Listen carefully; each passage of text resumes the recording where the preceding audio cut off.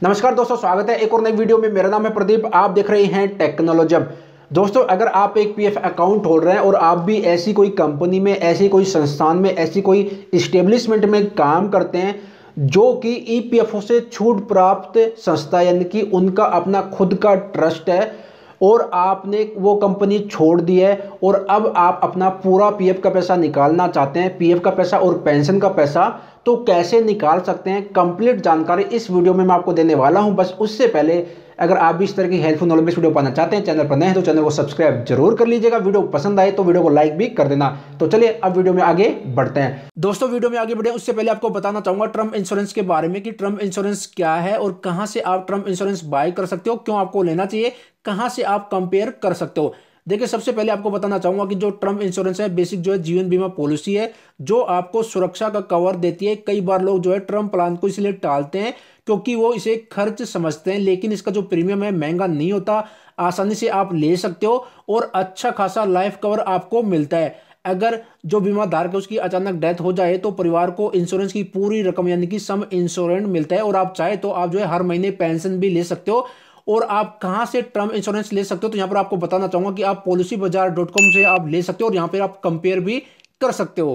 अब पॉलिसी बाजार से ही क्यों, तो यहां पर ये जो पॉलिसी बाजार का जो प्लेटफॉर्म है यहां पर आप कंपेयर कर सकते हो पॉलिसी को और अपने हिसाब से ले सकते हो। आपको जो है जो भी आपका बजट है उसके हिसाब से आप बाय कर सकते हो। यहां पर आपको जो है 30 से भी ज्यादा इंश्योरेंस प्लान देखने को मिल जाते हैं 15 कंपनी के। पॉलिसी बाजार जो है आपकी नीड को, आपकी जो रिक्वायरमेंट है उसको समझती है और आपको गाइड करती है और आपको सही पॉलिसी लेने में आपकी मदद करती है। इसके साथ साथ एक और फायदा है कि पॉलिसी बाजार जो है ये ऑनलाइन पोर्टल है और ये आपकी हेल्प करता है पैसे बचाने में, क्योंकि जो है प्रीमियम अगर आप कहीं दूसरी जगह ऑफलाइन एजेंट से लेंगे तो वहां पर आपको जो है ज्यादा पैसे देने पड़ेंगे, बट यहां पर आप जो है मिनिमम पैसों में जो है आप अच्छा टर्म इंश्योरेंस ले सकते हो। इसके साथ साथ दोस्तों, पॉलिसी बाजार में अगर क्लेम प्रोसेस की बात करें तो इनके पास जो है क्लेम प्रोसेस के लिए एक स्पेशल जो है डिपार्टमेंट रहता है जो आपकी सहायता करता है, आपकी पूरी पूरी हेल्प करता है आपका जो क्लेम रहता है उसको सेटलमेंट करवाने में। और दोस्तों, आपको बताना चाहूंगा कि अगर आप टर्म इंश्योरेंस लेते हैं तो टोटल 59 क्रिटिकल जो इलनेस है यानी कि जो 59 गंभीर बीमारियां वो भी कवर होती हैं। इसके साथ साथ सेक्शन 80C के तहत टैक्स बेनिफिट भी आपको मिलता है। और दोस्तों, अगर आपके मन में सवाल है कि भाई कितना जो है मेरे को टर्म इंश्योरेंस लेना चाहिए, तो आपको बताना चाहूंगा कि आपकी जो एनुअल सैलरी है उसका 20 टाइम आपको जो है बाय करना चाहिए। मान लीजिए आपकी एनुअल सैलरी 5 लाख है तो आपको 1 करोड़ का जो है टर्म इंश्योरेंस लेना चाहिए। इसके साथ साथ एक चीज और बताना चाहूंगा कि देखिए, टर्म इंश्योरेंस के साथ साथ आप जो है राइडर जरूर ले। अलग अलग प्रकार के जो है राइडर होते हैं, जैसे कि accidental death benefit rider, critical illness हो गया। जैसे कि एक्सीडेंट हो जाता है तो अलग से जो है बेनिफिट देखने को मिलता है। इसमें आपको जो है थोड़ा सा जो है एक्स्ट्रा प्रीमियम देना पड़ता है, बट आपको जो है काफी ज्यादा बेनिफिट भी मिलता है। तो मैं आपको यही कहना चाहूंगा कि जो है टर्म इंश्योरेंस के साथ साथ आप जो है राइडर भी जरूर ले। तो दोस्तों, अगर आपको टर्म इंश्योरेंस बाय करना है, कंपेयर करना है, तो पॉलिसी बाजार का लिंक मैंने वीडियो के डिस्क्रिप्शन में दे दिया है, जरूर चेकआउट कीजिएगा। चलिए अब वीडियो में आगे बढ़ते हैं।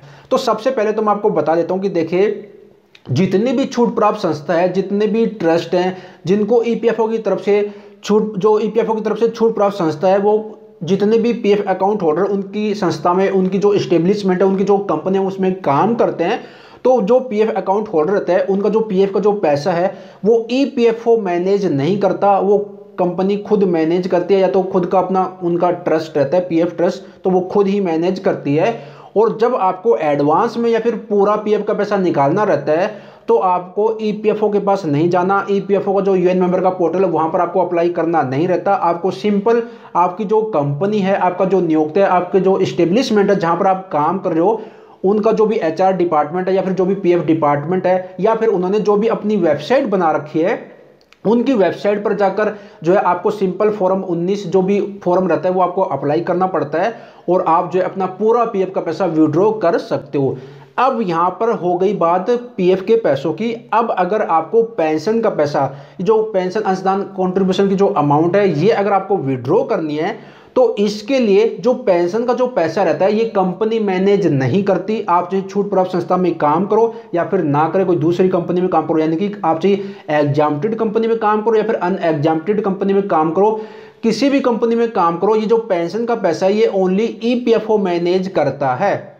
अगर आप छूट प्राप्त संस्था में काम कर रहे हैं, नौकरी आपने छोड़ दी है, तो पीएफ का जो पूरा पैसा है एम्प्लॉय शेयर और एम्प्लॉयर शेयर वो आपको कंपनी से मिलेगा, और जो पेंशन का जो पैसा है इसके लिए आपको ईपीएफओ का जो यूएन मेंबर का पोर्टल है वहां पर आपको जो है फॉर्म 10C अप्लाई करना पड़ेगा अगर आप छूट प्राप्त संस्था में काम कर रहे हो तो। ठीक है, ये नियम है, मैंने आपको बता दिया। फॉर्म 10C के लिए आपको ईपीएफओ का यूएन मेंबर का जो पोर्टल है वहां पर आपको अप्लाई करना पड़ेगा, और पीएफ का पैसा आपकी कंपनी आपको विड्रॉ करके देगी। आपकी कंपनी का जो भी पोर्टल है या फिर जो भी एचआरपीएफ डिपार्टमेंट है उससे, एडमिन डिपार्टमेंट है उससे आपको बात करनी पड़ेगी।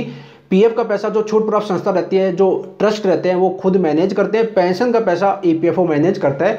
अगर आप जो है ऐसी कंपनी में काम करें जो छूट प्राप्त संस्था नहीं है, तो फिर आप जो है पीएफ का पैसा और पेंशन का पैसा दोनों आपको जो है ईपीएफओ का जो यूएन मेंबर का पोर्टल है वहां से आपको विड्रॉ होगा। फॉर्म 1910C आपको अप्लाई करना पड़ेगा।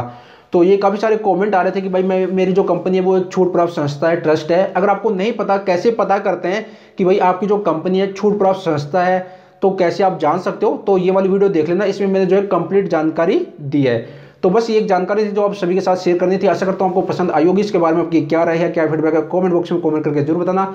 मैं प्रदीप फिर मिलता हूं इस तरह की हेल्पफुल नॉलेज वीडियो के साथ। तब तक अपना ख्याल रखिएगा। Bye bye, take care.